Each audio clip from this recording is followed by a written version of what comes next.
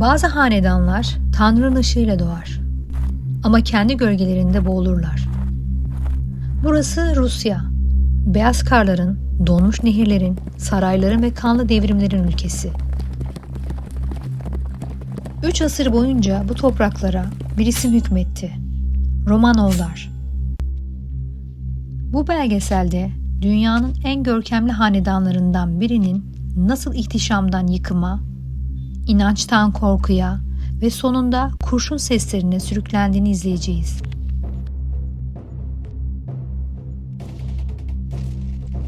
...1613 yılı Rusya, Rurik Hanedanı'nın çöküşüyle birlikte kaosa sürüklenmişti. Açlık, savaş, istilalar. Halk Tanrı'dan bir işaret bekliyordu. Ve o işaret Mihail Romanov adıyla geldi. Henüz 16 yaşında tahta oturan Mihail, Romanov hanedanını kurdu.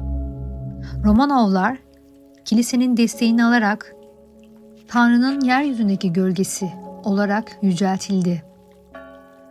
Bu inanç 300 yıl boyunca Rusya'nın siyasetini, dinini ve kültürünü şekillendirecekti.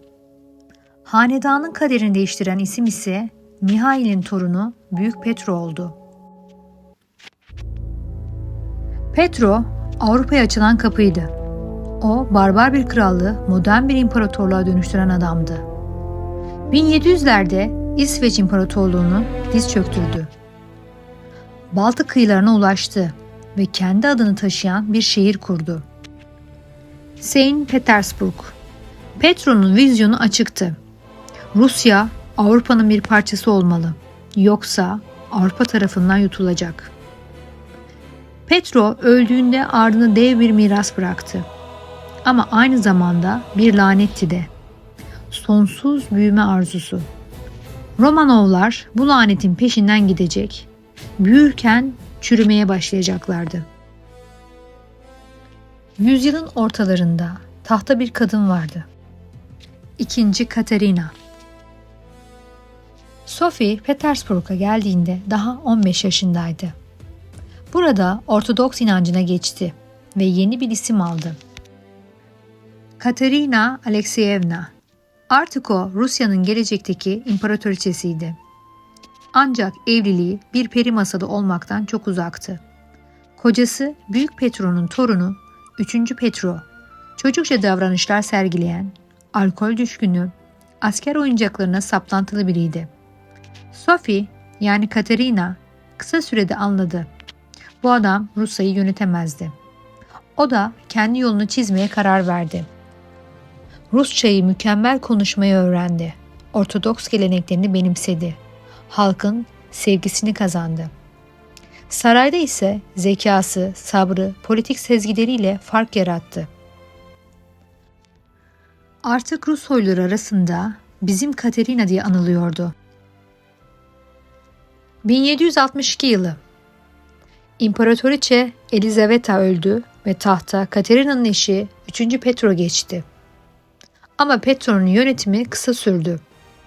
O, Prusya hayranıydı ve Rus ordusunu küçük düşüren politikalar izliyordu. Askeri reformlarıyla generalleri, özellikle de güçlü muhafız alaylarını kızdırmıştı. Katerina bu öfkeyi kendi lehine çevirdi. Temmuz 1762'de tarihe geçecek bir olay yaşandı. Petro tahta geçeli sadece 6 ay olmuştu. Katerina bir saray darbesiyle tahta çıktı. Ordu onun yanında yer aldı. Petro tahttan indirildi ve kısa bir süre sonra gizemli bir şekilde öldü. Katerina artık Rusya'nın tek hükümdarıydı. Tahtı kan dökmeden almıştı ama gölgesi hep onunla kalacaktı. 1762'de taç giyen Katerina kendini devletin ilk hizmetkarı olarak tanımladı. O, Petro'nun bıraktığı dağınık ülkeyi yeniden düzenlemek istiyordu. Aydınlanma çağının fikirlerinden etkilenmişti. Eğer ben reform yapmazsam halkımın cehaletiyle kaybolurum diyordu. Katerina yasaları yeniden düzenledi. Eğitim sistemini geliştirdi. Kadınların da eğitim görmesini gerektiğini savundu. Onun döneminde Petersburg Avrupa'nın kültürel merkezlerinden birine dönüştü. Ancak her reform herkese eşit mutluluk getirmedi. Katerina soylulara büyük ayrıcalıklar tanıdı. 1767'de soyluların tüzüğü ile onları askerlikten ve vergi yükümlülüklerinden muaf tuttu. Karşılığında sadakatlerini istedi. Soylular muazzam malikaneler, görkemli konaklar yaptırdı. Moskova ve Petersburg, Batı tarzı mimarinin parlayan örnekleriyle doldu. Ama köylüler, onlar aynı dönemde daha yoksullaştı. Toprak ağlarının mülkü sayılıyor, insan yerine konulmuyordu. Katerina'nın en büyük başarılarından biri Rusya'nın sınırlarını olağanüstü ölçüde genişletmesiydi. Osmanlı İmparatorluğu ile yapılan savaşlar sonucunda Kırım, Karadeniz'in kuzeyi ve Kafkasya Rusya'ya katıldı. 1783'te Kırım'ın ilhakı onun en büyük siyasi zaferiydi. Potemkin'le birlikte Kırım'da yeni Rusya'yı kurdu. Bu genişleme Rusya'yı bir Avrupa süper gücüne dönüştürdü. Katerina'nın hükümdarlığı Rus İmparatorluğu'nun altın çağı oldu. Sanatı, felsefeyi ve bilimi destekledi. Batı Avrupa kültürünü Rusya'ya taşıdı. Ama aynı zamanda yüz binlerce köylüyü ağır vergilerle ezdi. Onun döneminde saraylar büyürken halkın açlığı derinleşti. Bu çelişki, ihtişam ve sefalet arasındaki uçurum, Romanovların sonunu getirecek sosyal fay hatlarını oluşturuyordu. 1855 yılı Kırım Savaşı Rusya'yı darmadağın etmişti. Ordusu yorgun, ekonomisi çökmüş, toplum çürümüştü. Katerina'nın ve 1. Nikolay'ın otoriter politikaları halkı sessiz bir öfkeye sürüklemişti. Ve o dönemde tahta yeni bir isim geçti. İkinci Alexander. Tahta çıktığında herkesin beklediği şey belliydi. Rusya ya değişecek ya da dağılacaktı. Alexander bunu biliyordu. Ya reform yaparız ya devrim gelir dedi. Ve o andan itibaren tarihin akışı değişmeye başladı. 1856'da Kırım Savaşı bitmiş, Rusya utanç içinde kalmıştı. Alexander savaşın nedenini sadece dış güçlerde değil, ülkenin kendi yapısında buldu. Yüzyıllardır Rusya'yı ayakta tutan ama aynı zamanda geri bırakan sistem serflikti. Serfler toprak sahiplerinin malıydı. Köylü toprağı işliyor ama emeğinin meyvesi kendine ait olmuyordu. Ve 1861'de tarihe geçen o karar geldi. Serflerin özgür bırakılması fermanı. 23 milyon insan özgürlüğüne kavuştu. Rusya'nın sosyal yapısı bir gecede değişti. Ama özgürlük kağıt üzerinde kalmıştı. Köylüler hala toprağa erişemiyor, yeni vergiler altında eziliyordu. Bu yüzden Alexander halkın gözünde hem kurtarıcı hem de hayal kırıklığı oldu. Alexander sadece köylülüğü değil, tüm sistemi yenilemek istiyordu. Adalet mahkemeleri kuruldu. İlk kez avukatlık sistemi getirildi. Duruşmalar halka açık hale geldi. Basına daha fazla özgürlük tanındı. Ordu yeniden düzenlendi. Askerlik zorunluluğu 25 yıldan 6 yıla indirildi. Demir yolları inşa edildi. Eğitim alanında da büyük adımlar atıldı. Yeni üniversiteler, kız okulları açıldı. Eğitim soyluların değil, halkın da hakkı olmalıydı. O dönemde Rusya'ya bilim, felsefe ve sanatta bir uyanış yaşandı. İlk kez gençler Avrupa'daki entelektüel fikirlerle tanıştı. Petersburg sokaklarında özgürlük kelimesi fısıltıyla bile söylenebiliyordu. Ama her reform eski düzenin düşmanlarını büyütüyordu. Soylular güçlerini kaybediyor, din adamları otoritelerinin sarsıldığını hissediyordu. Ve Rusya'nın derinlerinde yeni bir sınıf doğuyordu. Devrimciler. Alexander'ın liberalliği 1860'ların sonuna gelindiğinde yerini kaygıya bıraktı. Polonya'da ayaklanmalar çıktı. Aydın gençlik reformun yetmediğini, tam devrim gerektiğini savunuyordu. Üniversitelerde gizli dernekler kuruldu. Bu gençlerin çoğu Alexander'ı artık bir kurtarıcı değil, bir engel olarak görüyordu. 1870'lerde Halkın İradesi adlı radikal bir örgüt kuruldu. Bu örgüt halk için devrim sloganlarıyla hareket ediyor, suikast planları yapıyordu. İmparator bir yandan reformları sürdürürken bir yandan gizlice devrimcileri zindanlara attırıyordu. Ülkede bir sessizlik hakimdi. Ama bu sessizlik fırtına öncesiydi. Tüm bu çalkantılara rağmen Alexander döneminde Rusya modernleşmenin eşiğine geldi. Hatta Rus romanı Alexander döneminde altın çağını yaşadı. Tolstoy, Dostoyevski, Turgenev bu dönemde yazdı. 13 Mart 1881, St. Petersburg. Kanlı bir sabah. İkinci Alexander Kışık Saray'dan çıkıp arabasına bindi. Daha önce defalarca olduğu gibi halkın arasına karışmıştı. Yanında güvenlik yoktu. Sadece arabacı ve birkaç muhafız vardı.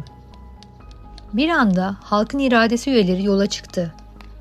İlk bomba konvoyun önünde patladı. Alexander yara almadan arabadan indi. Fakat ikinci bombacı Grunewaldzki kalabalığın arasından koştu. Bombayı doğrudan Çar'ın ayaklarının altına attı. Patlama sonrası yerde kanlar içinde yatan bir beden vardı. Ayağı kopmuş, yüzü tanınmaz haldeydi. Rusya'nın kurtarıcı Çar'ı oracıkta can verdi. Tahta ölen babasının ardından 3. Alexander geçti. Fiziksel olarak dev gibiydi. Ama iç dünyasında korkularla doluydu. Çünkü babasının kanlı ölümü ona her gün kaderinin yazılı olduğunu hatırlatıyordu. O yüzden Alexander ülkeyi demir yumrukla yönetti. Sansür, baskı, gizli polis, sürgünler. Hiçbir muhalefete tahammülü yoktu. O Rusya'nın demir duvarıydı. Ama dışarıdan sert görünen bu adam iç dünyasında kırılgandı. İçkiyle arası iyiydi. Çoğu gece içkili sofralardan kalkmazdı. Yakın çevresi onun öfkesinden korkar, oğlu Nikolay ise babasının gölgesinde ezilirdi. 3. Alexander aşırı milliyetçi ve yoğun inançlı bir Ortodoks olmuştu.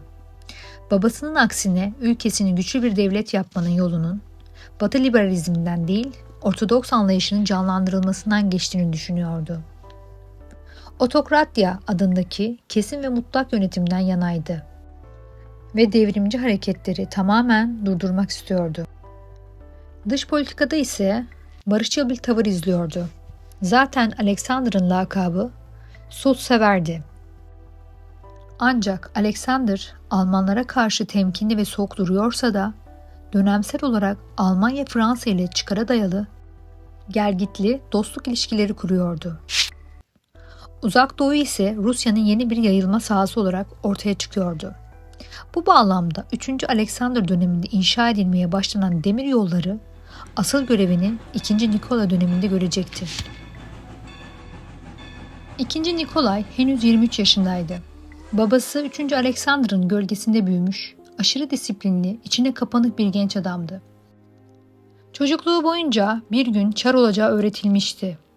Ama o tahta değil, huzura, sanata ve sessizliğe meyilliydi. Babası onu fazla yumuşak, fazla nazik bulurdu. Devlet adamları ise daha acımasızdı. Zayıf, kararsız, taht için uygun değil diyorlardı. Ama genç Nikolay bu yargıları kırmak istiyordu. Rus İmparatorluğu'nun uzak doğudaki etkisini göstermek için büyük bir dünya turuna çıkmıştı. Trans-Sibirya Demiryolu'nun açılışını kutlayacak, Asya ülkelerini ziyaret edecek, Rusya'nın gücünü temsil edecekti. Yolculuk, gemiler, geçit törenleri ve egzotik duraklarla doluydu. Ancak Japonya o yolculuğun kalbinde duruyordu. Japonya, Batı ile yeni tanışıyordu. Meiji Restorasyonunun ardından ülke modernleşme rüzgarlarına kapılmış ama hala geleneklerinin derin gölgesindeydi. Ve Rusya'nın genç veliaht prensi bu kadim adalara ilk defa ayak basan bir Romanov'du. Nikolay'a olağanüstü misafirperverlik gösterildi. İmparator Meiji özel elçileri tarafından karşılandı. Tapınakları gezdi, geleneksel çay seremonilerine katıldı ve o bu kültürle adeta büyülenmişti. Hatta günlüğüne bu ülke bir masalın içinde gibi, insanları ölçülü, şehirleri düzenli, her şey bir saat gibi işliyor yazmıştı. Kyoto'da Japon sanatkarların eserlerine hayran kalmıştı. Geleneksel bir ejderha dövmesi bile yaptırmıştı koluna. Pierre Loti'nin romanlarından etkilenmişti. Madame Chrysantheme romandaki Avrupalı kahraman gibi o da doğunun gizemini anlamaya çalışıyordu. Ama o gün bu merakının yerini kanlı bir gerçekle değiştirecek bir olay yaşanacaktı. O sabah hava sıcaktı. Çareviç Nikolay, Biva Gölü kıyısındaki gezisini bitirip Kyoto'ya dönüyordu. Yanında kuzeni Yunanistan Prensi George vardı. Her şey normal görünüyordu. Ta ki Japon polis memuru Tsuda Sanzo aniden önüne atılana kadar. Bir kılıç parlar, bir çığlık yankılanır. Tsuda genç prensin yüzüne kılıcını savurur. Nikolay yere düşer. Yüzü kanlar içindedir. Bir sonraki darbe kuzeni George'un bastonuyla savuşturulur. Çareviç Nikolay'ın yüzü kanlar içerisinde kalır. Alnında 9 santimetrelik bir yara ama asıl iz ruhunda kalır. Japon hükümeti paniğe kapılır. Bu olay iki imparatorluk arasında savaş nedeni olabilirdi. Japonya ordusu Rusya ile boy ölçüşecek durumda değildi. İmparator Meiji gece boyunca trenle Kyoto'ya gitti. Sabaha kadar durmadan sarayın kapısında genç prense eğildi, özürler diledi. Tüm ülke seferber oldu. Gazeteler manşet attı. Rus veliahtına saldırı, Japonya utanç içinde. 10 binlerce telgraf gönderildi.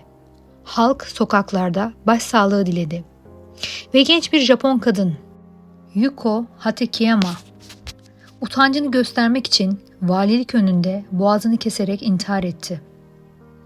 O artık halkın gözünde vatansever bir kahramandı. Bu trajedi Japon halkının misafirlerine olan sevgisinin ne kadar samimi olduğunu gösterdi. Ama Nikolay'ın gözünde Japonya bir daha asla aynı olmayacaktı. Bu olaydan sonra Nikolay'ın yüzü iyileşmişti ama zihni değil. Hatta ömrü boyunca çok sık baş ağrıları çekecekti. Günlüklerine yazdığı bir satır ruh halini açık eder. Artık doğuya güvenemem. Gülümsemelerin ardında ne sakladıklarını bilemezsin. Bu güvensizlik yıllar sonra 1904'teki Rus-Japon Savaşı sırasında politik kararları etkileyecekti. O savaşta on binlerce Rus askeri ölecek, Rusya'nın Doğu İmparatorluk hayali yerle bir olacaktı. Hatta tarihçiler der ki, Otsu'daki o kılıç darbesi sadece bir saldırı değildi. Romanov hanedanının geleceğini çizen bir travmaydı. İkinci Nikolay savaştan ayrıldığında artık başka bir insandı. Güven duygusunun yerini korkuya bırakmıştı. Ve o korku yıllar sonra kendi halkına olan uzaklığını, duygusuzluğunu ve felaket kararlarını besleyecekti. Nikola'nın kaderi yalnızca politik değil, duygusal bir çizgide de şekilleniyordu. İlk kez 1884 yılında kuzeni Ela'nın düğününde Prenses Alix ile tanıştı. 12 yaşında utangaç, sessiz bir kızdı. Gözlerinde melankolik bir ışık vardı ve o an tarihin yönünü değiştirecek bir bağ kuruldu. Yıllar geçti, mektuplar yazıldı, sessiz bir sevgi büyüdü. Ama bu aşkın önünde bir engel vardı. O da din. Prenses Alix derin bir dindar, protestandı. Rus tahtının varisiyle evlenebilmesi için Ortodoks olması gerekiyordu. Ama onun için sadece bir tören değil, kimliğini reddetmek anlamına geliyordu. Kraliçe Victoria torununu kaybetmek istemiyordu. Rusya güvenli değil diyordu ve Alix çok hassas bir çocuktu. 3. Alexander da bu evliliğe sıcak bakmıyordu. Rusya'nın bir çariçesi olacaksa Rus olmalıydı diyordu. Ama Nikolay kararını çoktan vermişti. Bir tahtın değil, kalbinin sesini dinleyecekti. Ailesinin baskısı, yalnızlık korkusu, Nikolay'a duyduğu sevgi, hepsi birleşmişti. Ve o gün Prenses Alix sonunda bütün engellere rağmen ikinci Nikolay'a sevgisi daha ağır bastığı için evet demişti. Nikola'nın günlüğüne yazdığı gibi hayatımın en mutlu günü demişti. Ama mutluluk uzun sürmeyecekti. Aynı yıl Rusya'nın kaderi bir kez daha değişti. 1894 yılının sonbaharında 3. Alexander hastalandı. Yıllarca demir yumrukla yönettiği beden artık dayanamıyordu. Oğluna baktı ve sessizce "Artık senin sıran geldi" dedi. Ve o gece Rusya'nın son güçlü çarı hayata veda etti. Taht hazırlıksız bir gence geçti. Henüz 26 yaşında, kararsız ama kararlı görünmeye çalışan bir hükümdar. İkinci Nikolay. 26 Mayıs 1896 Moskova'daki Uspensky Katedrali altın ikonlar ve ilahilerle süslenmişti. Genç Çar 2. Nikolay, babası 3. Alexander'ın ölümünden yalnızca 2 yıl sonra Rusya'nın başına geçmişti. Yanında zarif eşi, yeni imparatoriçe Aleksandra Fyodorovna vardı. Asıl adı Alex'ti. Kraliçe Victoria'nın torunu, yani Avrupa'nın en seçkin hanedanlarının birinin kızı. Fakat Rus halkı ona hala yabancı prenses olarak görüyordu. Törenin ardından başkent Moskova bir karnaval yerine dönüştü. Her yerde zafer kemerleri, süslenmiş arabalar, çan sesleri ve dualar vardı. Ve elbette halk, Çar'ın cömertliğini görmek için sabırsızlanıyordu. Kutlamalardan 4 gün sonra Hodinka sahasında insanlar için ziyafet düzenlenecekti. Bir kent meydanı alanında tiyatrolar, hediye dağıtımı için 150 büfe ve kutlamalar için 20 bar inşa edildi. Bu alanda daha önce askeri tatbikatlar için kullanılmıştı. Zemini düzensiz çukurlarla doluydu. Ama kimse bunu umursamadı. Çünkü söylentilere göre o gün her katılana birer çar hediyesi dağıtılacaktı. Bir somon ekmek, bir parça sosis, simit, zencefilli kurabiye ve üzerinde çarın portresi bulunan bir hatıra kupası. Sıradan halk için bu sadece bir hediye değildi. İmparatorun onlara değer verdiğinin sembolüydü. Kutlama gününün sabahı saat 6 civarında sahada binlerce kişi zaten toplanmıştı. Halk arasında herkes için yeterli bira ve simit olmadığını ve emaye bardakların altın sikke içerdiği söylentileri yayıldı. 1800 kişilik bir polis gücü sivil düzeni koruyamadı ve kalabalık ezilmekten kurtulmak için olay yerinden kaçmak adına paniğe kapıldı. 1389 kişi izdiham sırasında öldü ve yaklaşık 1300 kişi yaralandı. Hayatını kaybedenlerin çoğu alanda hapsolmuş ve orada çiğnenmiş veya boğulmuşlardı.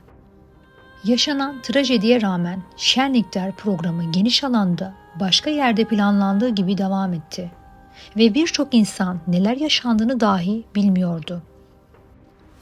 İmparator ve imparatoriçe saat 14 civarında tarlanın ortasındaki Çar Köşkü'nün balkonundan kalabalığın önünde halka göründü. İmparator ve imparatoriçe balkona çıkana kadar olayın izleri çoktan temizlenmişti. İkinci Nikolay'a haber verildiğinde şok içindeydi. Ama çevresindeki danışmanlar, özellikle amcası Büyük Dük Sergey Aleksandrovich ona şu uyarıyı yaptı. Majesteleri, Fransız Büyükelçiliğindeki baloya gitmezseniz diplomatik bir skandal olur. Halkın ölümü trajik, ancak töreni iptal etmek daha büyük bir felaket olur. O gece Çar ve İmparatoriçe Fransız elçiliği balosuna katıldı. Gülümsemeye çalıştılar, müzik çaldı, kadehler tokuşturuldu. Ama o anda bile Moskova'nın dışındaki çukurlarda ölü bedenler hala topraktan çıkarılıyordu. İkinci Nikolay henüz taç giydiği gün Kanlı Nikolay olarak anılmaya başlandı. Olayın ardından hükümet ölenlerin ailesine para yardımı yaptı. Birkaç küçük memuru görevden aldı. Ama hiçbir üst düzey yetkili yargılanmadı. Halk ise bunu büyük bir hakaret olarak gördü. Köylüler şöyle söylüyordu. Altın kupaları dağıttılar ama canlarımızı geri vermediler. Bir tarihçi de hatta böyle yazmıştı. Hodinka, Çar II. Nikolay'ın halkla olan kader bağını koparan ilk kesitti. Artık o, Tanrı'nın yeryüzündeki temsilcisi değil, saraydan bakınca köylülerin hayatını unutan bir kraldı.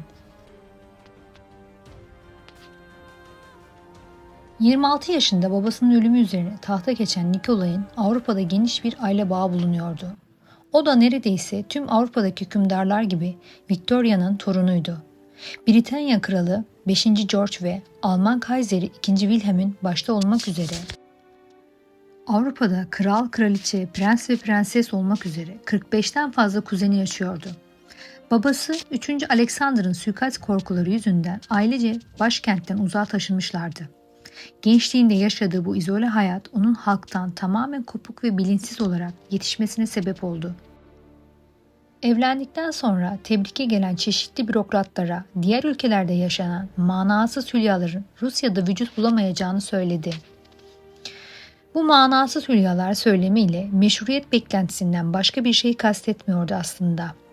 O, tıpkı babası gibi mutlak ve kesin bir çar hakimiyetiyle yönetilen Rusya hayal ediyordu. Yönetimdeki bu sert ve kararlı duruşu aslında onun kişiliğini hiç yansıtmıyordu. Nikola esasında zayıf karakterli, başkalarının düşüncelerinden çabuk etkilenen ve yönetme yetkisinden uzak biriydi. Tıpkı babası gibi ona da çarlık sürpriz bir zamanda gelmiş ve Nikola'yı hazırlıksız yakalamıştır. Taç giyme töreninde çarlık için hazır olmadığını ve ne yapması gerektiğini bilmediğini yakınlarına itiraf etmişti. Kısacası zayıf kişiliği ve yetişmesi tasavvur ettiği mutlak yönetim anlayışı birbiriyle çelişki içindeydi. Ayrıca babasının diktatörce tutumu nedeniyle ona çok huzursuz bir Rusya kalmıştı. Bu yüzden Nikola'nın çok az hata yapma lüksü bulunuyordu.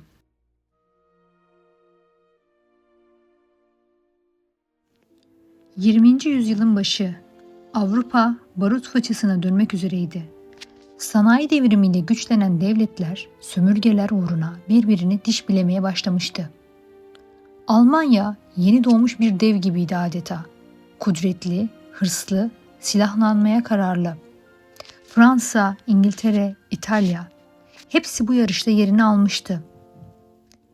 Ve doğuda, uçsuz bucaksız toprakların, karlı ormanların ve sonsuz çar yollarının ülkesi, Rusya İmparatorluğu, ancak bu büyük imparatorluk yüzeyde güçlü görünse de derinlerde çatırdamaya başlamıştı. Nikola 1894 yılında tahta geçtiğinde Rusya hala 19. yüzyılın gölgesindeydi. Kendisinden beklenen şey büyük bir imparatorluk kurmak değil, var olanı korumaktı. Ama o halkın gözünde hiçbir zaman babası 3. Alexander kadar güçlü bir figür olamadı. Devlet adamı olmaktan çok ailesine bağlı bir baba, sanata düşkün bir aristokrat gibiydi.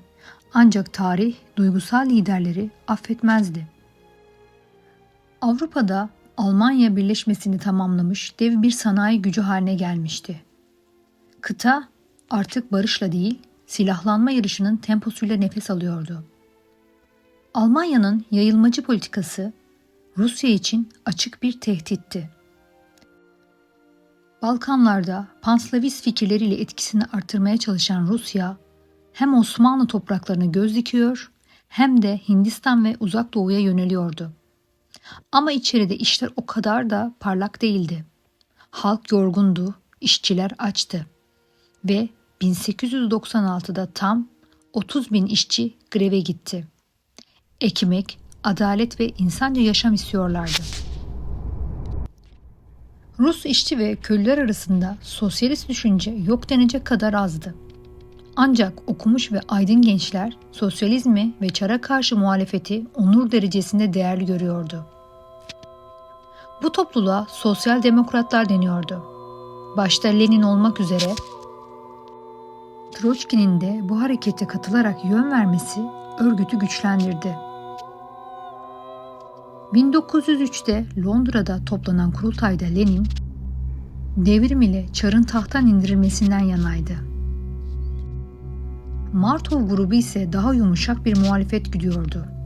kurultayda daha fazla taraftar edinen Lenin grubuna çoğunluk manasına gelen Bolşevikler, Martov grubuna ise azınlık manasında Menşevikler adı verilmişti. Lenin ayrıca İleri adında bir gazete çıkararak fikri yapılarını daha da yayma konusunda faaliyet gösteriyordu. Sosyal demokratların bu fikri mücadelesinin yanında diğer bir topluluk olan Sosyal Revigülasyonler adında SR Partisi de terör faaliyetlerine devam ediyordu.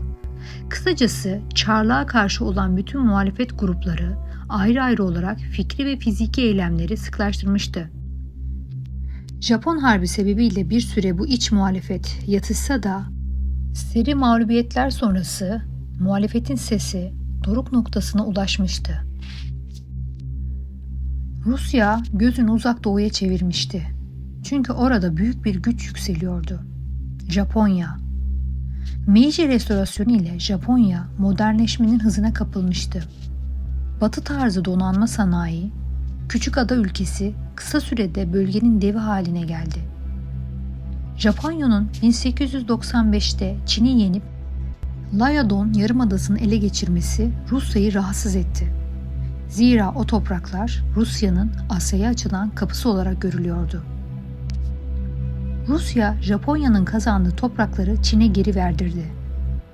Ama bunu bir dostluk jesti için değil, kendi çıkarları için yaptı. Bölge artık patlamaya hazır bir bombaydı. Mançurya, Kore, Port Arthur her biri hem stratejik hem de simgesel öneme sahipti.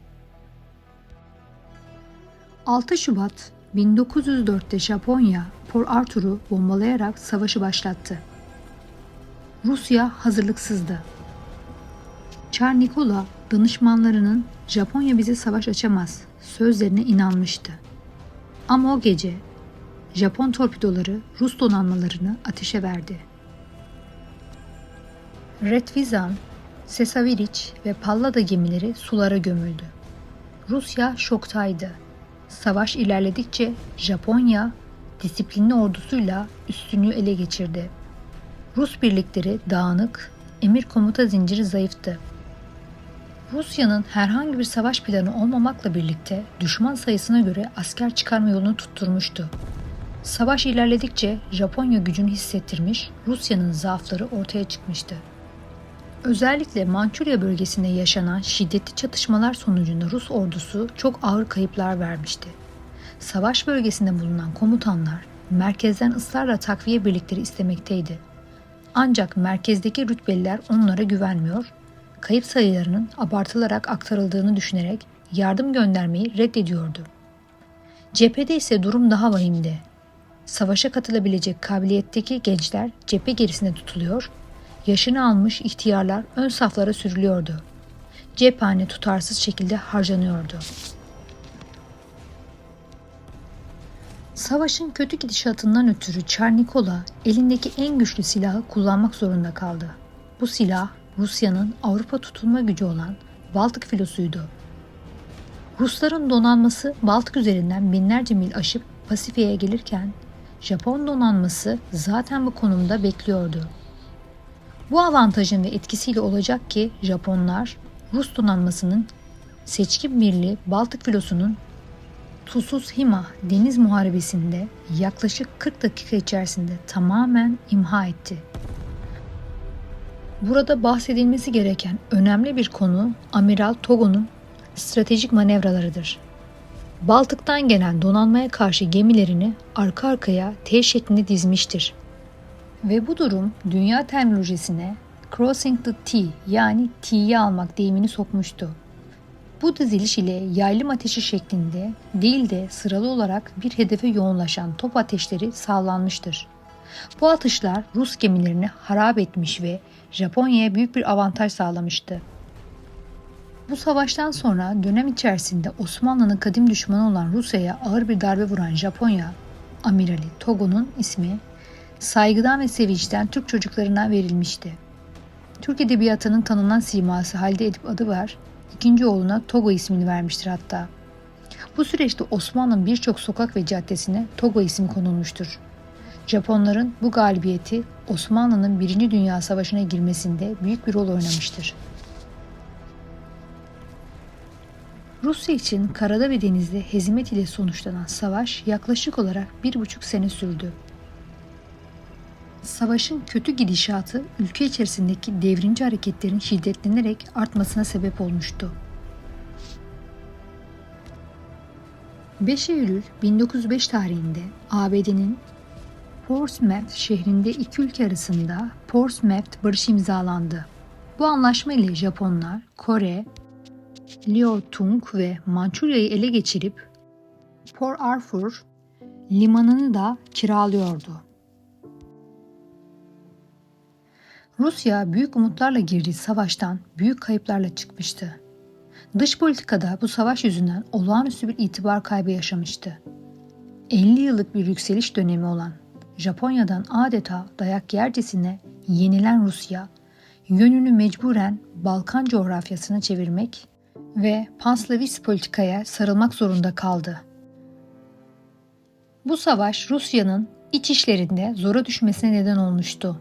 Neredeyse bütün ekonomik varlığını savaşa akıtan Rusya, mağlubiyet sonucunda büyük bir ekonomik buhrana girmişti. İşçiler grev ve protesto yapıyor, sosyalist öfke büyüyordu. Ancak bu savaşın yarattığı en büyük etki 1905 devrimine yol açmıştı.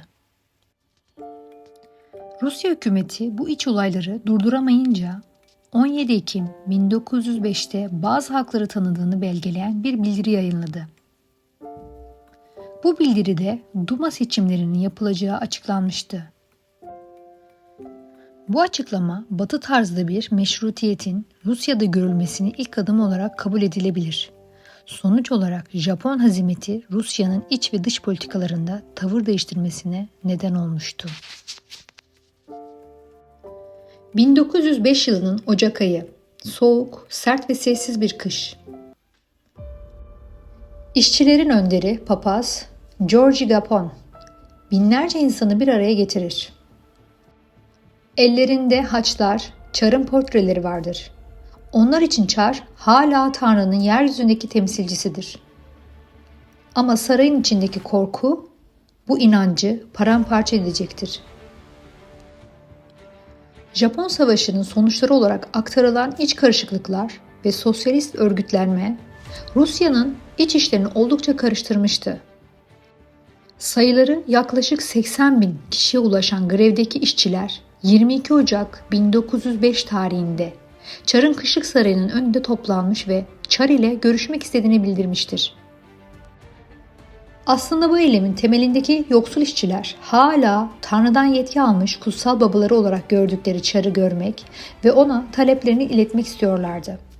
Kısacası Çar hala halk için kutsal ve özeldi. Hatta halk elinde Nikola portreleriyle onun adına "Çok yaşa Çar" sloganları atıyordu. Yaşasın Çarımız, bizi duy Çarımız. Ne var ki sarayın önünde Nikola'nın muhafızları beklemektedir. Ve emir kesindir. Hiç kimse yaklaşmayacak. İşçilerin yaklaştığı sırada açılan uyarı ateşiyle ağaca tırmanmış çocuklar yanlışlıkla vuruldu ve kargaşa çıktı. Çıkan kargaşa sonrası alaylar ateşi artırmış, makineli tüfeklerle silahsız ve tek amaçları Çar ile görüşmek olan binlerce masum insanı oracıkta öldürmüştür.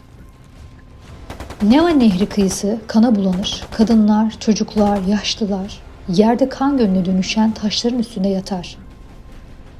Gapon'un sesi duyulur kalabalığın ortasında. Kardeşler, Tanrı yok artık. Artık Çar da yok.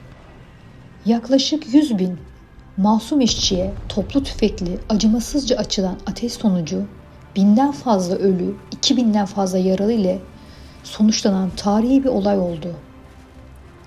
Çar'a verecekleri dilekçede eylemcilerin tek istediği şey iş gününün 8 saatte indirilmesi, asgari ücretin daha adil olması ve fazla mesainin kaldırılmasıydı. Yaşanan bu talihsiz olay zaten kötü olan iç işlerini tamamen berbat etmiş, Çar ile halkın bağlarını tamamen kopartmıştır. Nikola halk ile görüşmeyip üzerlerine ateş açtırarak belki de hayatının hatasını yapmıştı. Sonuçta belgeler ışığında halk ona sarılmaya gelmişti. Ancak Nikola onlara kucaklaşmak için son şansını onlardan bazılarını öldürerek cevap vermişti. Bu olay literatüre kanlı pazar olarak geçmiştir. Nikola böylelikle ikinci defa kendi halkı tarafından Bloody unvanına layık görülmüştür. Tüm bu süreç sonunda greve giden insan sayısı yarım milyonu bulmuştur. Yaşanan bu gelişmeler Rusya'yı Duma'nın açılmasına ve Ekim devrimine götürecektir. Kanlı pazar sonunda tüm ülkede grevler giderek artmıştı. Buna ek olarak Fransız ihtilalinin getirdiği akımlardan etkilenen azınlık milletler ülke içerisinde ayaklanmalara başladı. Türkler, Ermeniler, Lehler bunların başında geliyordu. Tüm bu sorunlar bir yumak haline gelerek devrime giden yolu açtı. Rus devrimi için aslında geç kalmış bir devrim tanımlaması yapmamız yerindedir.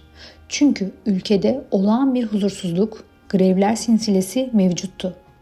Ancak bu devrim 1905 yılına kadar sarktı. Çar, muhalefetin bu şiddetli eylemlerini bastırabilmek için Witt'in tavsiyesiyle siyasi yenilikleri içeren bir bildirge yayınladı. Ekim Manifestosu olarak bilinen bu bildirgede vatandaşların istediği eşitlik haklarının yanı sıra parlamento görevi gören Duma'nın açılacağı da ilan edilmişti. Muhalefet bu manifesto ile ikiye bölünmüş olsa da radikaller devrim gerçekleşene kadar mücadeleye devam etme kararı almıştı. Bu bildirgeyi takip eden süreçte bütün değişimler en az seviyede olmuştur. Sonuç olarak radikaller eylemlerini arttırmış ve ülkenin her kesimine yaymayı başarmıştır. Ancak Bakan Witte'nin planlı tutuklama kararları ile Sovyet kadrosunun ileri gelenleri tutuklanarak sindirildi. 1905 devrimi ve 3 büyük dalga halinde yaşanan işçi grevi 1917 devrimine kadar geçici olarak durdurulmuştu. Böylelikle Rusya'da ilk kez girişilen halk hareketi son bulmuş oluyordu. Birbirinden bağımsız ve dağınık halk kitleleri olarak ortaya çıkan hareket kağıt üzerinde başarısız olarak tamamlanmış gözükse de hareket aslında uzun süreçte Çarlığın yıkılmasında muhteşem bir etki yaratmıştı. Kısa sürede tüm ülkeyi saran hareket o güne kadar kesin bir monarşiyle yönetilen rejimin 1. Duma'nın açılmasıyla ilk kez sarsılmasına yol açtı. Ayrıca bu olayların sindirilmesi 1917 yılında gerçekleşecek devrimin ayak sesleriydi. Bunu görmekten uzak olan Nikola ve saray erkanı galibiyet elde ettiğini sansalar da aslında kendi sonlarını hazırlamışlardı. Ayrıca bu dağınık hareket 1917 devriminin çok daha bilinçli ve programlı olarak ilerlemesi için iyi bir prova olmuştu. Bu karar ülkede umut dalgaları yarattı. Gazeteler başlık attı. Çar halkına özgürlük verdi diyordu. Sokaklarda adeta bayram havası vardı. Fakat Çar Duma'yı özgürlük için değil, devrimi yatıştırmak için kurmuştu. Ve bu fark kısa sürede kanlı bir hayal kırıklığına dönüşecekti. 1906 baharında ilk Duma toplandı. Salonda mavi üniformalı askerler nöbet tutuyordu. Her konuşmacının arkasında gölge gibi duran bir göz vardı. O da sansürdü. Bolşevikler başta olmak üzere çoğu sosyalist parti bu seçimi protesto ederek katılmamıştı. Kadet Partisi 1. Duma'nın en güçlü oluşumu olarak ortaya çıktı. Köylüler de önemli bir çoğunluk elde etse de bir idealde birleşmedikleri için etkili olamadılar. Çar'ın zaten bu Duma'yı isteksiz olarak toplaması ve seçilen vekillerin derin fikir ayrılıkları sebebiyle mecliste etkili bir çalışma ortamı oluşmamıştı. Bu toplantının sonucunda toprak reformu ve siyasi tutuklulara af gibi iki önemli karar çıktı. Ancak Çar bu kararları kabul etmeyerek olağanüstü yetkilerini kullanıp 1. Duma'yı 10. haftada kapattı. 2. Duma Şubat 1907 tarihinde tekrar açıldı. Çar'ın asıl hedefi zaten Duma adlı oluşumu tamamen dağıtmak değil, daha ılımlı bir meclis oluşturmaktı. Bu seçime Menşevik ve Bolşevikler de katıldı. Ancak Lenin ve ekibi azınlıktaydı. Yine de bu grup çok etkili faaliyet göstermiş, Müslümanların da gayretli çalışmaları ile Çar yanlıları ve hükümet rahatsızlığa düşmüştü. Bu sırada başbakan olarak göreve getirilmiş olan Stolypin kurnaz bir adamdı. Kadet, Lenin grubu ve Müslümanların ortak çalışması durumunda kendine tehdit olacağını söyleyerek 3 Haziran 1907'de 2. Duma'yı Çar'a feshettirdi. 3. Duma, Stolypin'in seçim şartlarını yenilemesiyle 1 Kasım 1907'de tekrar açıldı. Bu şartlar milletvekili seçilme imkanlarını zorlaştırıyordu. Böylelikle mecliste etkili bir muhalefetin oluşmasının önüne geçilecekti. 5 yıl boyunca açık kalan 3. Duma'da reformlar Stolypin'in eliyle devlet tarafından yapılıyor, uygulamaya koyuluyordu. Özellikle toprak reformu ile durumu iyi olan köylülerin fakirlerden toprak alması sonucunda toprağını satan köylülerin Türklerin yaşadığı yerlere olan göç hareketi bu yerlerin Ruslaşmasına sebep oluyordu. Bu meclis daha da çok tutucu olmakla beraber Rus olmayanlara karşı baskı ve yıldırma politikası gütmüştür. Ruslar için önemli olan bir gelişme ise ilkokul eğitiminin zorunlu hale getirilmesidir. 3. Duma tamamen Stolypin'in bireysel yetenekleriyle ortaya çıkmış bir oluşum olma özelliği taşır.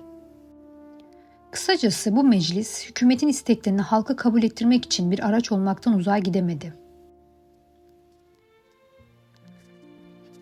4. Duma 1914 yılında Rusya'nın 1. Dünya Savaşı'na girmesiyle reform hareketlerini geri plana iten, sadece savaş hakkında toplantılar yapan bir meclis haline gelmişti.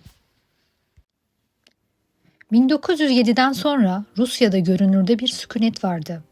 Ama bu sessizlik yalnızca öfkenin derinlere gömülmesiydi. Köylüler topraksız, işçiler aç, şehirler umutsuzdu. Dumanın umudu bir anlık parıltı gibi doğmuş, sonra söndürülmüştü. İkinci Nikolay ve Aleksandra'nın 5 çocukları olmuştu. Olga, Tatiana, Maria, Anastasia ve en küçükleri Alexey. Dışarıdan bakıldığında mükemmel bir aileydiler. Kızlar sade giyinir, babalarıyla buz üstünde kayar, yazın Finlandiya körfezinde denize girerlerdi. Nikolay, ailesine derinden bağlı bir babaydı. Ama o babalık sevgisi, Rusya'nın politik gerçeklerinden onu daha da koparıyordu. Ve o altın sarayın kapıları kapandığında içeride yalnızca bir şey konuşuluyordu. Oğlu Alexey'nin hastalığıydı. Alexey ilk kez düştüğünde sadece dizini incitmişti. Ama o kan bir türlü durmadı. Doktorlar dehşetle anladı. Veliaht Prens hemofili hastasıydı. Bu hastalık kanın pıhtılaşmasını engelliyordu. En küçük bir çürük bile ölümcül olabilirdi. Ve o dönemde tedavisi maalesef yoktu. Alexandra için bu bir Tanrı'nın cezasıydı. Çünkü bu gen annesinin soyundan, yani İngiltere Kraliçesi Victoria'dan gelmişti. O oğlunu hem doğurmuş hem de farkında olmadan ölümle mühürlemişti. Her kriz sonrası Alexey günlerce kan kaybıyla kıvranıyor. İmparatoriçe ise Tanrı'ya yalvarıyordu. Ve bir gün 1907'de Çariçe Aleksandra'nın kulağına tuhaf bir isim fısıldandı. Sibirya'dan gelen bir adam var. Mucizeler yaratıyor. Adı Rasputin. Kaba saba bir görünüşü ama hipnotize edici bir bakışı vardı. Kimine göre aziz, kimine göre şeytanın ta kendisiydi. Saray çevresi onu küçümserken Aleksandra umutsuzca onu çağırttı. Rasputin magnetik etkisiyle Alexey'nin iyileşmesine yardım eder gibi olmuştu. Hatta mucizevi biçimde birkaç kez hayatını kurtarmıştı. Bu yüzden 2. Nikola ve eşi Aleksandra Rasputin'e karşı derin bir sevgi ve güven duyuyordu. Rasputin bu sevgi ve güveni suistimal ederek cemiyet ve saray hayatının önemli kadınlarıyla görüşmeye başladı. Rasputin artık sadece bir misafir değildi. O sarayın kutsal kurtarıcısıydı. Ne zaman Alexey hastalansa Rasputin gelir, dua eder ve mucize olurdu. Her seferinde çocuk toparlanır, Aleksandra'nın inancı artardı. Çar Nikolay bile ona saygı duymaya başlamıştı. Ama bu saygı zamanla bir bağımlılığa dönüştü. Rasputin hem Çar hem de Çariçe'nin zihnini ele geçirmişti. Köylü bir adam Rusya'nın en güçlü çiftini adeta diz çöktürmüştü. Rusya, Japonya'dan yediği darbe sonucunda elinde kalan panslavist politikaya sarıldı. Bu da Rusya'nın Balkanlara yönelmesine sebep oluyordu. Ayrıca Rusya'nın büyük Petro döneminden beri güttüğü sıcak denizlere inme politikası hala devam ediyordu. Ayrıca yaşadığı büyük imaj kaybını ancak bu zayıflamış imparatorluklardan elde edebileceği topraklarla düzelteceğini umarak bu savaşa göre hazırlık yapıyordu. Avrupa'nın kalbinde barut fıçısına dönmek üzere olan bir dünya vardı. 20. yüzyılın başında Rusya, imparatorlukların ve ideolojilerin çatıştığı bu büyük satranç tahtasında en kırılgan taşlardan biriydi. Avusturya Macaristan İmparatorluğu'nun Balkanlardaki yayılmacı politikası, Osmanlı'nın çöküş süreci ve Almanya'nın hızla yükselen sanayi gücü, Rusya'yı istemediği bir mücadeleye sürüklüyordu. Üstelik Almanya'nın Osmanlı ile kurduğu askeri ittifak, Rusya'nın kadim düşmanlarına bir yenisini daha eklemişti. Artık savaş kaçınılmazdı. Sadece topraklar değil, gelecek yüzyılın düzeni de yeniden şekillenecekti.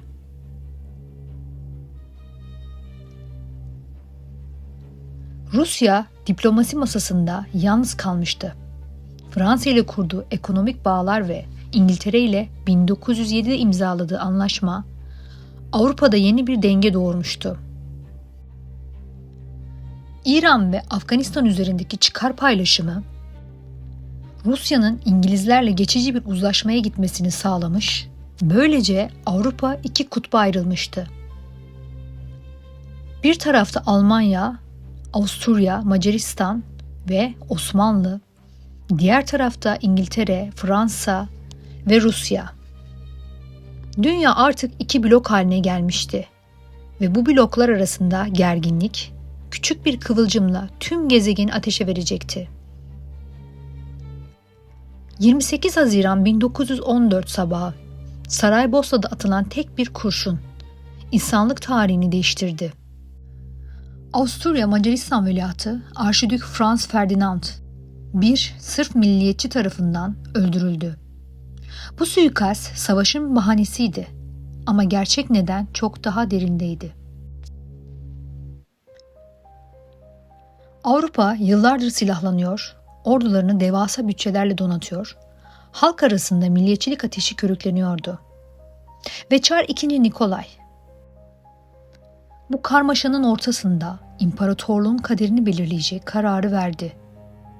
Rusya savaşa girecekti. Çar'ın gözünde bu savaş Slav halklarını koruma ve Rusya'nın prestijini yeniden yükseltme mücadelesiydi. Kutsal Savaş olarak adlandırıldı. Fakat Rusya bu savaşa zayıf girdi.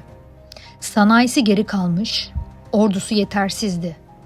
Yine de milyonlarca asker seferber edildi. II. Nikolay'ın emriyle ülke yaklaşık 4 milyar ruble harcayarak tarihin en büyük ordularından birini sahaya sürdü. Almanya'ya karşı yürütülen ilk harekat, Rus ordusunun ne kadar hazırlıksız olduğunu acı bir biçimde gösterdi. Doğu cephesinde Almanlar Rus ordusunu ağır yenilgiye uğrattı. Sadece ilk çarpışmalarda 100.000'den fazla Rus askeri esir düşmüştü. Ancak 1915'e gelindiğinde Galicia cephesinde bir umut doğdu. Rus birlikleri Avusturya topraklarına girdi. Önemli başarılar elde etti. Çar bu zaferin moral etkisiyle başkomutanlığı bizzat üstlendi. Fakat bu karar imparatorluk için bir dönüm noktasıydı. Çünkü savaş uzadıkça açlık, yoksulluk ve öfke büyüyordu. Cephede kazandığı her toprak, içeride kaybettiği halk desteğiyle gölgeleniyordu. Rusya yalnızca Avrupa'da değil, Osmanlı İmparatorluğu'yla da karşı karşıyaydı. Balkan savaşlarından sonra Rusya neredeyse boğazlara hakim olma hayaline kapılmıştı. Ancak Osmanlı, Almanya'nın desteğiyle bu planı bozdu. 1914 yazında Alman savaş gemileri Goben ve Bresla Osmanlı'ya sığındı. Ardından Karadeniz'de Rus limanlarını bombaladılar. Bunun üzerine Rusya 2 Kasım 1914'te Osmanlı'ya resmen savaş ilan etti. Artık savaş iki cephede birden yürütülüyordu. Karadeniz ve Kafkasya'dan çetin çatışmalar yaşandı. Enver Paşa komutasındaki Osmanlı ordusu Kars bölgesinde Ruslara ağır bir darbe indirdi. Ama bu zafer uzun sürmedi. Kış şartları ve lojistik eksiklikler yüzünden Türk ordusu ağır kayıplar verdi. Buna rağmen Rus ilerleyişi de durakladı. 1916'ya gelindiğinde savaş ve Rusya için ne de Osmanlı için net bir üstünlük getirmişti. Bu dönemde batıda Çanakkale cephesi açıldı. İngiltere ve Fransa Boğazları ele geçirip Rusya'ya yardım ulaştırmak istiyordu. Fakat Türklerin kahramanca savunması bu planı yerle bir etti.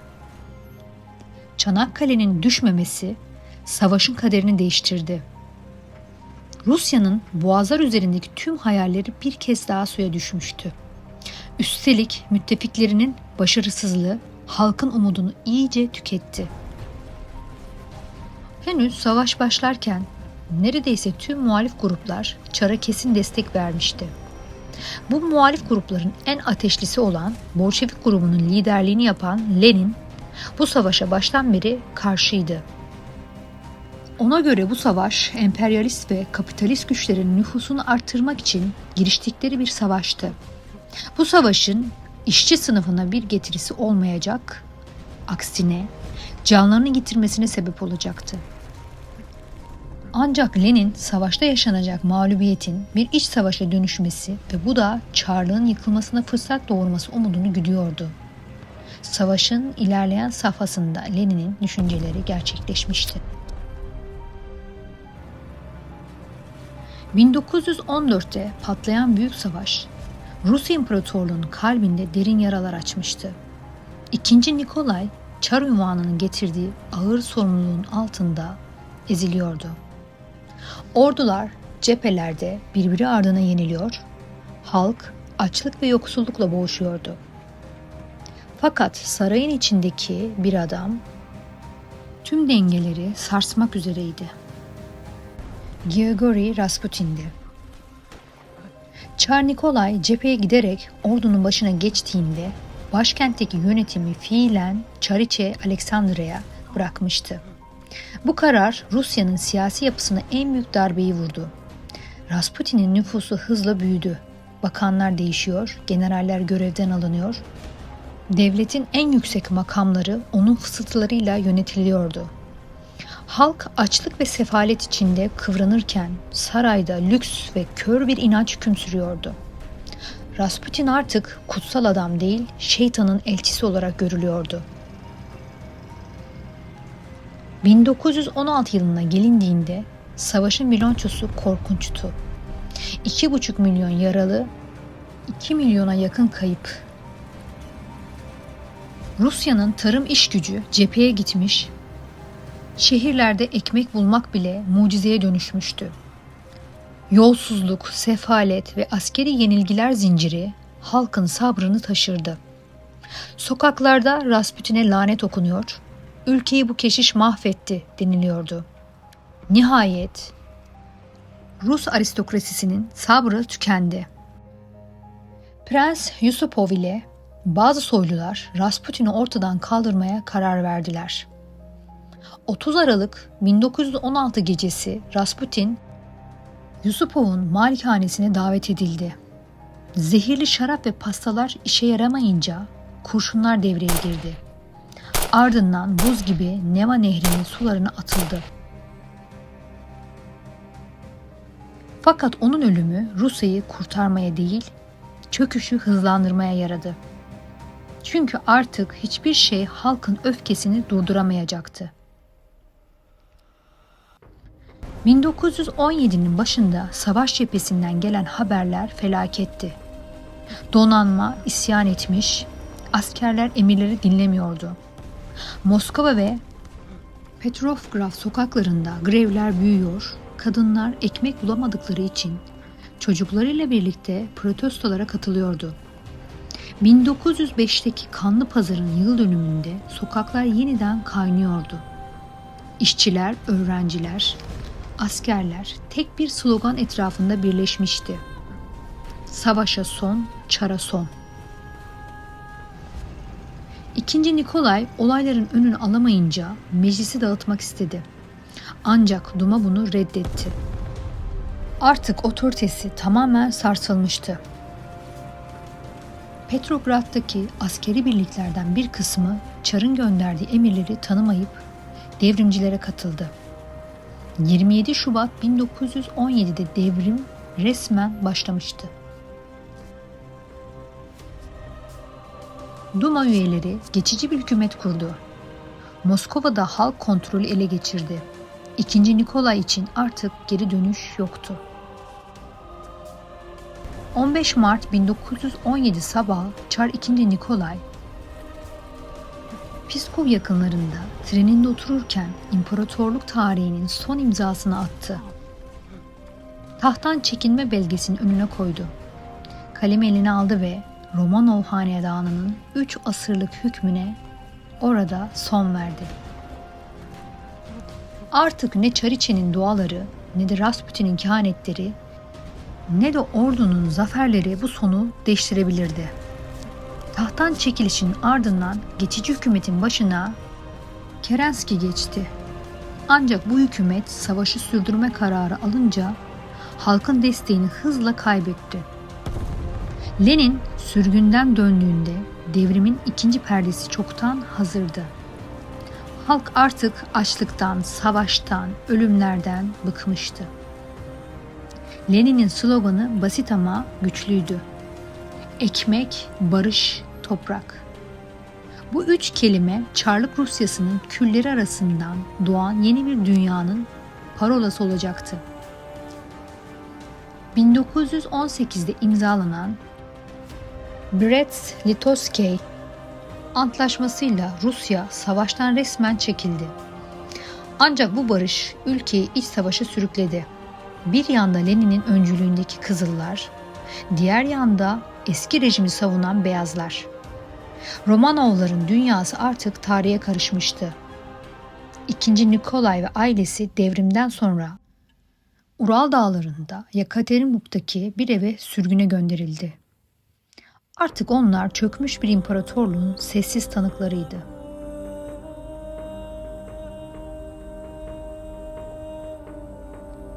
Savaşın, açlığın ve devrimin gölgesinde büyüyen bu hikaye, yalnızca bir hanedanın sonunu değil, dünyanın da dönüşümünü simgeliyordu. Avrupa haritası yeniden çizilmiş, monarşiler bir bir yıkılmıştı. Ve Rusya'da artık tahtın değil, ideolojinin çağı başlamıştı. İkinci Nikolay içinse bu sadece sonun başlangıcıydı. Çünkü sürgünle başlayan yolculuğu onu ve ailesini tarihin en karanlık gecesine, ölüme giden o kaçınılmaz sona sürükleyecekti.